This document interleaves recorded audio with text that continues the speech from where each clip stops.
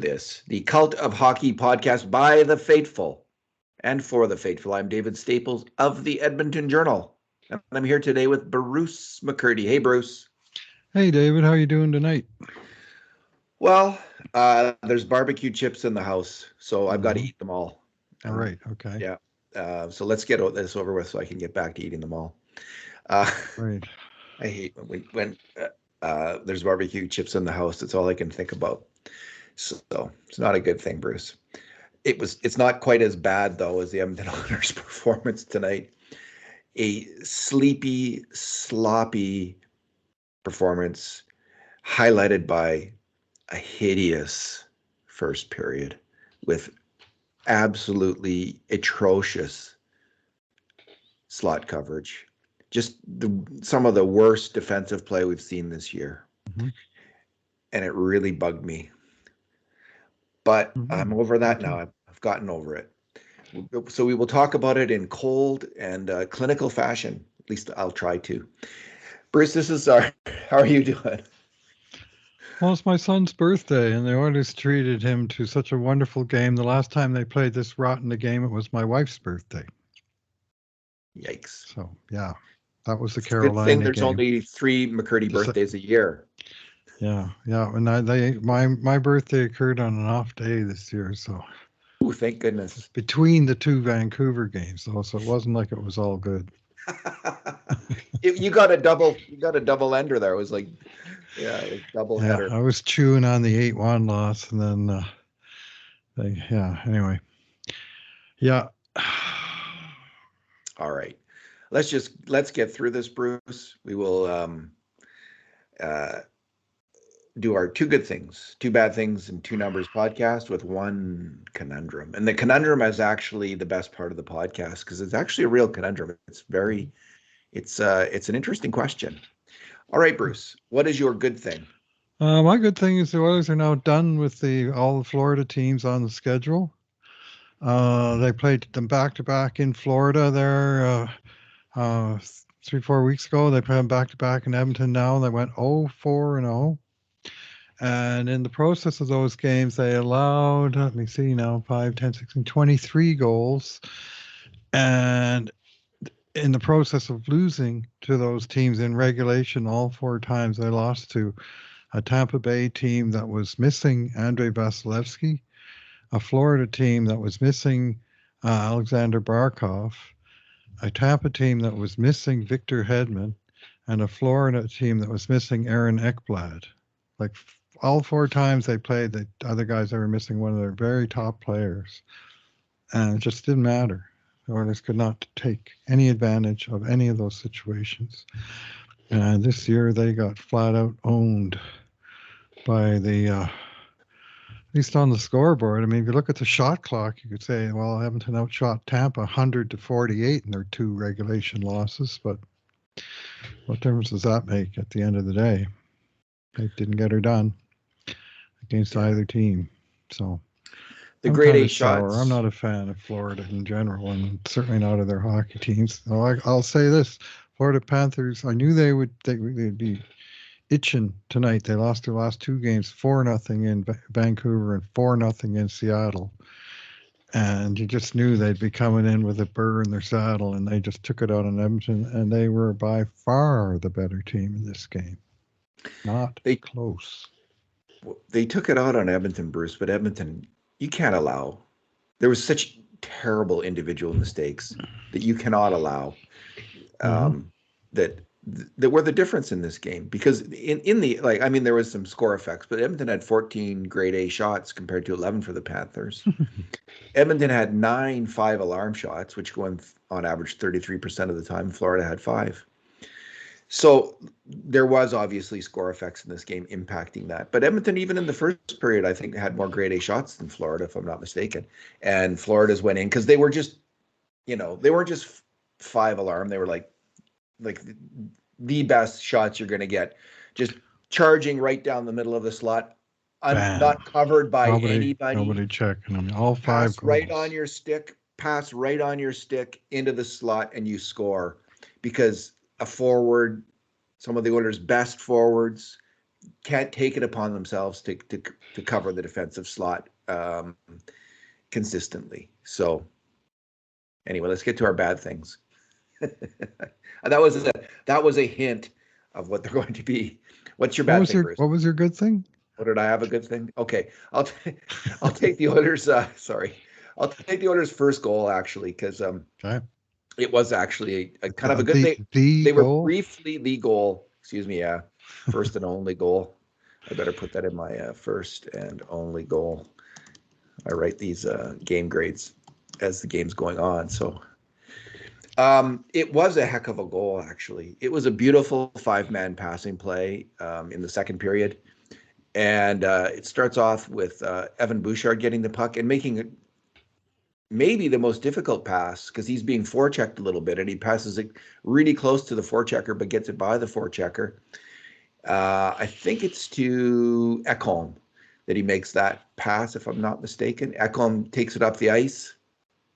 Maybe it's to a forward and then to Ekholm. I can't recall. Anyway, Ekholm takes it in, puts it over to Connor McDavid, who Ekholm's pass is a bit of a flip, and McDavid knocks it down, controls it, makes a very nice pass to Nugent Hopkins into the slot, and Nuge, just quick as you can, puts it over to Hyman.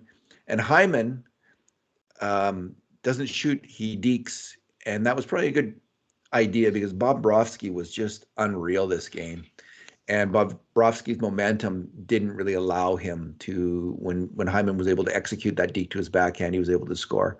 It was a fantastic play, a beautiful 5-man passing play, a great goal. And Bobrovsky, he really outplayed Calvin Pickard in this game. That was the one time he got beat. The Oilers came on in the second period, but they just couldn't. They needed to get that next goal to make it 3-2 before the third period. But it was Kulak who took a really unfortunate penalty, and Florida scored on the power play. It was just and that was a weird goal against. But anyway, Bruce, that's my good thing. Mm-hmm. Okay. What's your bad thing? Yeah, I'm going to, among all the Oilers who had a poor game, and I'm going to single out Leon Draisaitl, who I thought had a horrible time of it. His first period may have been the worst period that he's played in years. And it just never really got better for him, although never got any worse than the first when he was, by our count, involved in 4 grade A shots against, 2 of them resulting in goals. The first goal where he got caught walking a little bit, and the guy he should have been covering was hustling to the net, and Leon was not hustling in coverage, and his man got the pass and slammed it in the net. And then the third goal where he was sort of standing still when he got the puck in the defensive zone, and it got stripped off of him, and then he sort of stayed standing still while the play swirled around, and again, Florida, and that one, I mean, this wasn't all Leon's fault on really any of them. Like, there was multiple mistakes, but on that one, there was 3 Florida guys in front of the net, and no Oilers between any of them in the net. Leon got in the way of Ekholm coming back. I mean, they just kind of, they both took a bad route. Let's put it that way. And Bouchard was over on the left wing sideboards, playing left wing apparently, covering nobody. And of course, the goal came from where the right defenseman should have been. So again, I won't put that all on Leon, but he had a kind of a wretched sequence of misplays. And then, like, he started skating better and trying a bit harder, David, but it just wasn't there. I think we had him in on setting up 1 grade A shot in the game, which is fairly low for him. Really low. Like, he's like 5 or 6 a game usually, right? Yeah. So. And here, this isn't my numbers, but it could be. Draisaitl's stats in this game: -2, no points, no shots, no hits, 1 takeaway, decent in the face-off circle as usual, though it seemed like there was face-offs lost when they needed to be won. And on his on-ice thing on his line, shot attempts 7 to 19, shots on net 4 to 12, and high danger chances 0 to 8. Like his line just got completely demolished, and he just like the fast twitch muscles weren't firing, the slow twitch muscles weren't firing, and it just was not a game where he just seemed to be in the zone, you know. Yeah, he will have games like this now and Yeah, then. once in a You while. know, Well, it's but not this bad normally, but 1 in 10 maybe. Like, yeah, this was a particularly bad game where he really paid for his mistakes. But he will have a game like 1 in 10 where his just legs are not going, and you can just see it. yeah. And I'll tell you, as soon as I saw the line matchup, Bruce, early in the game, Draisaitl's line, Leon out there against the Kachuk line, I was just thinking, oh God, because Leon was already Mhm. moving slow, and and here's what I noticed with him. What he has to do, because he's listen, when he gets moving, he's fast, obviously, and he's when he has the puck, he's able to stop and start with the puck fairly quickly. Yeah. But his defensive stops and starts aren't that strong. Like he's not on his toes on defense, and like he tends to loop back. Hmm. I just think he's got to recognize what kind of defensive player he is and just play it really conservatively. I think if Leon actually just kind of parked in the slot defensively, he'd have a lot more success on defense. But he likes to kind of range out a little too far, and he's not quick enough. Then there's quicker players, and those offensive players are hungry, right? They're so hungry to score, and he will repeatedly kind of get beat on that in that moment because he's not as quick moving to the puck as the attacker is. So if he just played it a little more conservative and kept himself like in the zone, kind of on the right side of his man, between his man and the net, rather than ranging out that extra little bit as he does repeatedly, he could be a much superior defensive player because he's big and he's strong, and he's unafraid to hit people. So that's what I'd like to see. I just think he just needs to just be a bit more conservative in the defensive slot, and he'll have more success. But he's not going to listen to me. Well, there wasn't So, much success to be had there tonight, and I thought on a game where several of Edmonton's big players really were fighting it. I thought he was fighting it the most. oh, definitely. The McDavid line was going, and they had like McDavid was in on 6 chances at even strength, and Nuge could have scored early in the game. I was hoping, beyond all hope, that the Oilers would score that first goal because I thought there seemed a little off. It seemed a little weird in the game early Mhm. on. I'm just thinking, okay, get the first goal, then you'll have a chance in this one because you don't look that good. The Oilers didn't look that good. Like, I mean, they were At flying any against point. Tampa Bay, but they did not look good in this one at all. And the second goal is what I'm going to focus on. It's the same play. Florida Hmm. coming up from behind the net, passing through the defenseman. The first time it was Nurse, this time it was Cece. And this time, instead of Draisaitl not covering the defensive slot, it's Nugent Hopkins. Brandon Montour just moves right in, and Hmm. Nuge doesn't cover him. At the same time, I don't know what McDavid was doing because if Connor McDavid thought that Nugent Hopkins was F1, and initially on the play, Nugent Hopkins is down low helping the defenseman, and it might have occurred to McDavid, okay, well, Nuge is he's the guy who's going to play center, cover the defensive slot on this play. But if that's the case, he's got to get over there to Nugent Hopkins's point and cover Montour, which he didn't do. So a moment too late. Hockey happens fast, even for the very best players in the world. But a moment too late, he notices that Montour is streaking into the slot and there's going to be a pass out, and he tries to get there as well, just like Fogle on the first goal. But it was really Nuge. Like he just lost his man, and you can't allow those kind of open looks in the NHL from the slot. If you do, you're really just early in the game. It's gonna any time in the game. You're asking a lot from your goalie, and Picard just didn't have it tonight. He didn't. Bobrovsky stopped his breakaway. He stopped Hmm. his penalty shot, but the one breakaway that in at the end of the second period, the fourth goal that Picard had, it's Pickard, right? That Pickard had. Pickard. He was not. He didn't make the save.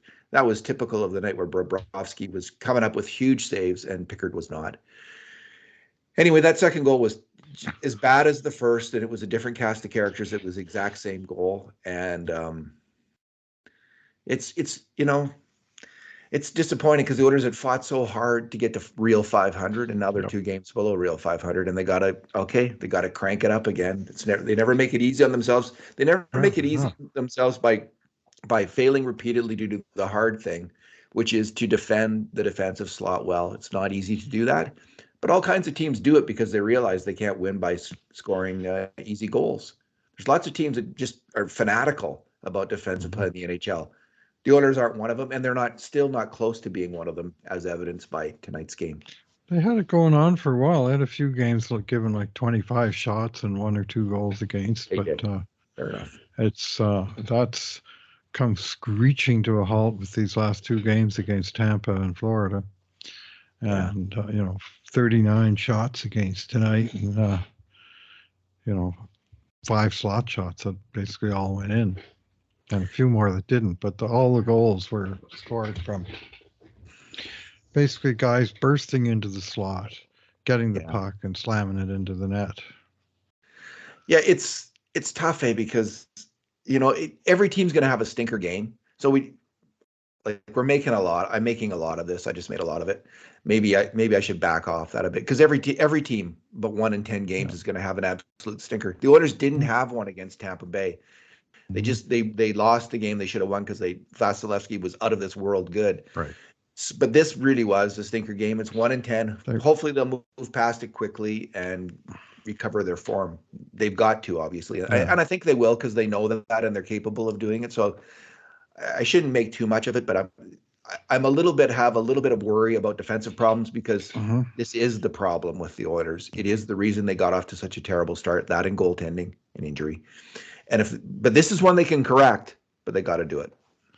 Yeah, well, I said to my son, this was a game, I said they could have played that game 100 times and they would have lost all 100 of them. I mean, in terms of what they had for this particular game. The great Casey Stengel used to say, the thing about baseball, he says, at the beginning of the season, this one was 154 games.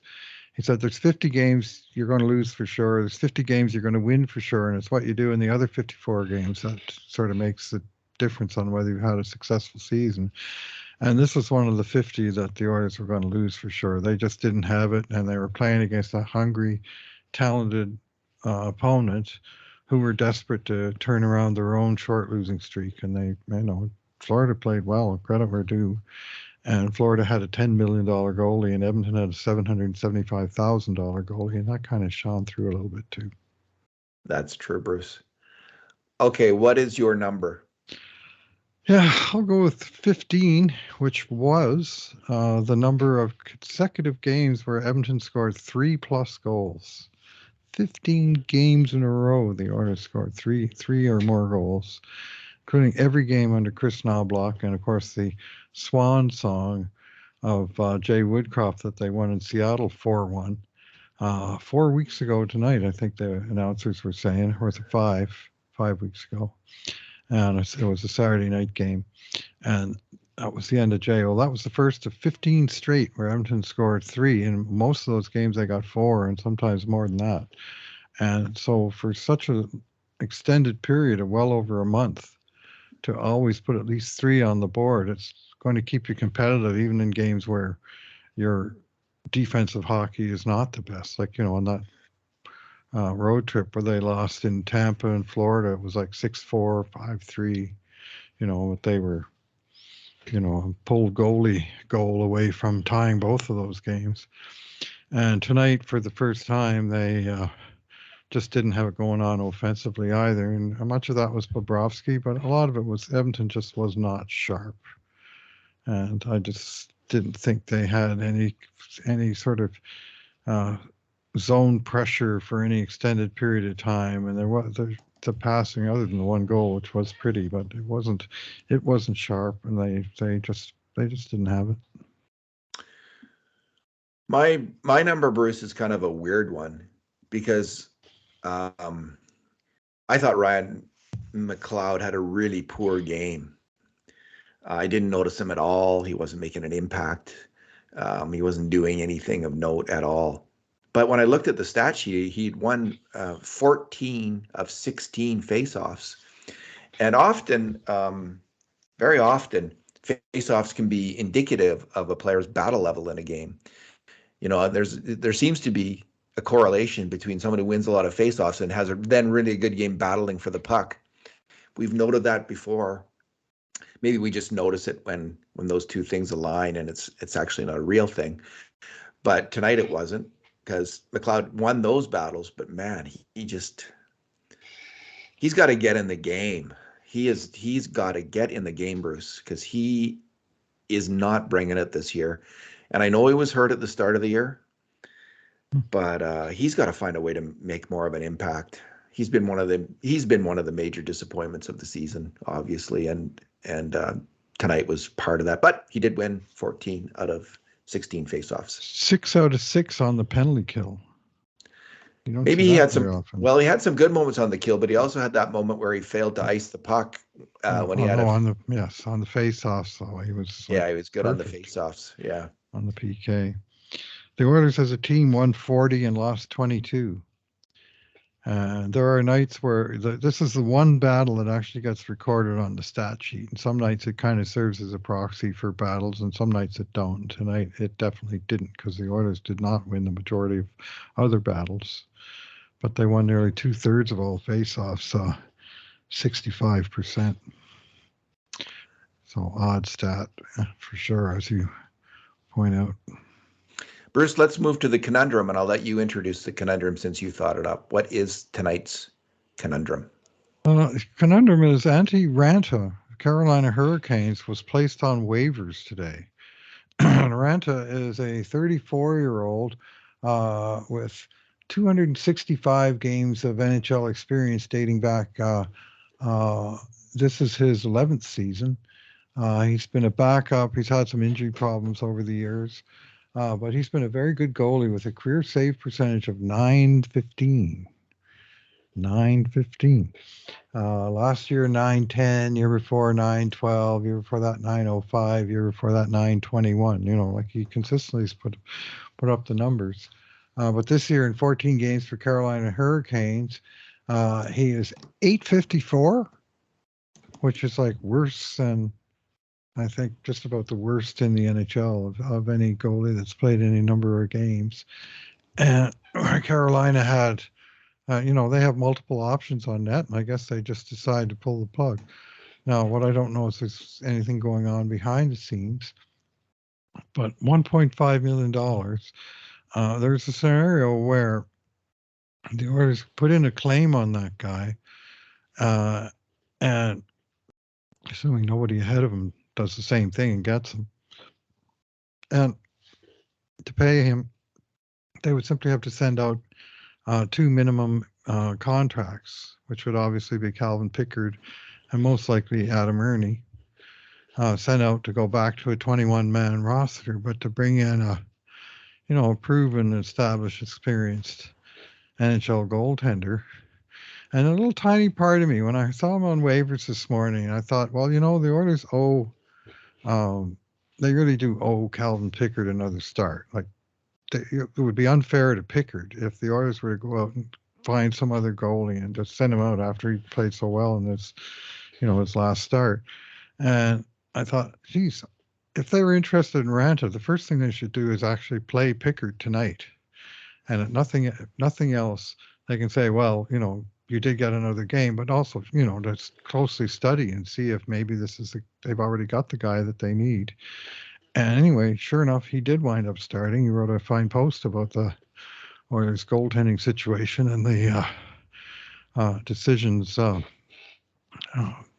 they're trying to deal with. Well, Pickard was no shining star tonight, no way. I'm not blaming him for the loss, not even a little tiny bit. I'm just saying he didn't stand out in any real significant way.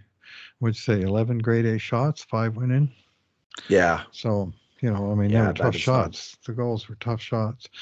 And meanwhile, down in the farm, Jack Campbell, the goalie on a rehabilitation assignment, had another step backwards tonight. starting the game in Bakersfield, facing 21 shots and allowing four of them as goals. And from what I understand, I've yet to see any video, so I'm just repeating Yeah, yeah. I What you've heard that heard. the Okay. second, third, and fourth goals were all essentially brutal. And he's just not showing any signs of getting it together. And so the Oilers are now at this point where, well, they got Calvin Pickard up here. They have Olivia Rodrigue down on the farm, not even playing hardly any games because Jack Campbell, they're trying to rehab him and his game. And meanwhile, folks are getting concerned about Stu Skinner being overworked. And, he started 20 out of the Oilers' 28 games to this point. And so they need a goalie. And it's quite clear they need a goalie. Now, is Antti Ranta that goalie? It would be a hell of a gamble. But right now, as of now, without knowing if other teams have maybe put in a claim on him, he's available. And they could get him, and they could afford him without having to, give up draft picks and futures and a whole bunch of other assets that they don't have enough of already, to bring in a goalie. He's a goalie. So, and he's been a good goalie, mostly. Antti Ranta. Like last year, he was a good goalie, and but he is 34, and we don't know about injury. So suddenly, good goalies can become terrible goalies with injury when they're age 34. It's not an uncommon story. Here's what I would say, Bruce. Like it's an intriguing idea, and I'm not even going to ask you yes or no because I don't think that's a fair question because we're not in a position to. We're not because I'm here's saying what the Oilers have to look at it. That's all I'm going to say. Yeah, that's right. So I'm not going to ask you yes or no because I don't actually think either you or I could give a credible answer to that. And the reason is this: that not only do we not haven't been scouting Ranta and know whether he's injured or not, but more than that, there's a number of NHL teams right now that have kind of three NHL goalies. And there's Calgary and there's Columbus and there's Buffalo, I understand. And now some of them, these goalies are all struggling, but some of them make less. Like you have to figure, okay, some of them have three. You'd have to look at all the NHL teams that have three goalies on their roster right now and think, okay, who is going to crack first? Well, Carolina did. They sent theirs down, but maybe someone else is going to get tired of carrying three and send theirs down. Is that going to come soon? If it's soon enough, because some of those the goalie who gets sent down might not make 1.5 million. The problem with Ranta is if he doesn't work out, and then you send him to the farm, you're going to have to eat $400,000, $350,000. So that's the negative. So there's a downside of rolling the dice. Whereas for some of these other goalies, there won't be that. They'll earn less than that. Is it 1.15 million? That can be covered if you send the guy down. So that's probably like if he was less, if he was $350,000 less, I think you'd say yes. Why not take the gamble? Because then it's just Daryl Cates' money, and it's not my money. And I would hope that they would take that gamble because of his cap hit and the fact that he might not pan out. Now you're stuck with Campbell in the minors. You're stuck with then Ranta in the minors if he doesn't pass out. Play his way into the job. So it's a tough call in that regard, Bruce, because there's that little that might not be there with another team. And that's the knowledge you really have to have if you're Ken Holland.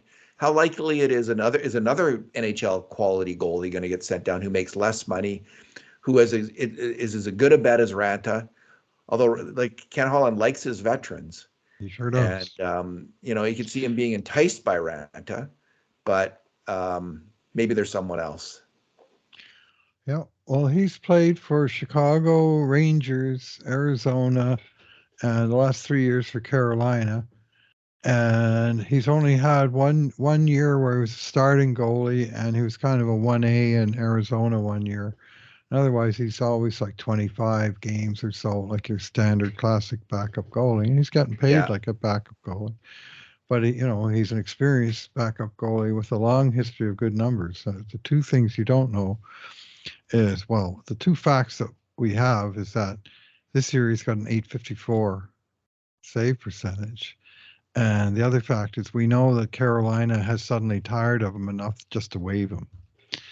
And sometimes that's a sign. And other GMs say, well, if Joe Blow in whatever NHL city doesn't think he's an NHL player anymore. Why? Who am I to say that he's wrong? And so often it's just sort of the default is just to defer to the decision made by the team that's cutting the guy loose in the first place. Like it actually counts as a strike against the guy that his NHL team thought he wasn't good enough. So those are the two facts that we have. And how much they may have scouted the guy, I couldn't say. Remember, one of the funny facts of tonight's game is the backup goalie for Florida this year is Anthony Stolarz, who has a .915 save percentage in Former 9 games. Oiler. And the Oilers had him in 2018-19. I can't remember the. Talbot. Oh, is that what it was? So yeah, with Philly, when they traded Talbot to Philly, and he's had 90 NHL games, Stolarz, and he's got a .912 save percentage in 90 NHL games. So he's kind of that's one that got away. But this happens with goalies, and you just never know, right? When someone's going to suddenly get his game together and start playing well at the NHL level, it can come seemingly out of somewhat nowhere. But anyway, Bruce, yeah, I don't think they're going to go for Ranta because of his salary. I think they're going to wait for another goalie to get waived who's having similar kind of maybe slightly better results at a lesser pay, and then they would grab that guy. But then other teams might want him too. So. Yeah, well, there's going to be no perfect solution. What I can tell you is that here's a third fact: the acquisition cost of Ranta is strictly only the cost of his contract. That you won't have to give up assets to get the guy. Yeah. So maybe they should call up Olivier Rodrigue. And this year in 6 games, Olivier Rodrigue has a .935 save percentage. At some point, well, they tend to. Go ahead, Bruce. He played half the game tonight, 29 minutes, 16 shots, 1 goal against. All right. So he's having a good year. And why not try him out as your backup in Edmonton? It's not a bad... With Campbell playing the way he's playing, you really can't, like, there's been all this talk, they'll give Campbell another chance. Well, that's getting pushed further down the road. But it's not good for Rodrigue to sit. I guess if he came to Edmonton, he'd also sit. Maybe Campbell should go to the ECHL. So Rodrigue can play and get him ready for a tryout here in Edmonton. Because he's been a pro now. This is his fourth season for Rodrigue. It's not his save percentage in 29 games last year was .912, Rodrigue. Yep. So he could do worse than giving him a try. Anyway, that might be another option, but no one's talking about it except for us now and then. Well, people talk about it online. Well, he's in his 4th year as pro. Yeah. He's in the exact spot where Stu Skinner was 2 years ago when Stu played 13 games for the Oilers, as a caddy for Mike Smith and Mikko Koskinen. And Smith, of course, was dealing with injury. So Skinner had a long stretch of time with that team. And he was almost ready then. Well, Rodrigue, we don't know if he's almost ready, but he sure is putting up a long 11 straight games over 900 in the AHL dating back to last year, and most of them over 925. And, you don't know what you have until maybe you try and find out. I do know he's like 2 years older than Andy Moog was when he was given a chance with the Oilers in 1981 as a 21-year-old, And Grant Fuhr was even younger, of course. Huh? Yeah, Grant Fuhr was even younger. Yeah, the next year. He was the first round pick at least. Andy Moog was, sort of a guy that they picked in the 7th round. And at 21, they thought, let's give him a look because we don't like what we have. They had Gary Edwards on the team. They had a couple guys hurt, and Sather took the big risk and paid the big reward. I'm not saying Rodrigue is Moog. I'm just not saying. Will he play tomorrow night? Does Bakersfield have a game tomorrow night? Do we know that?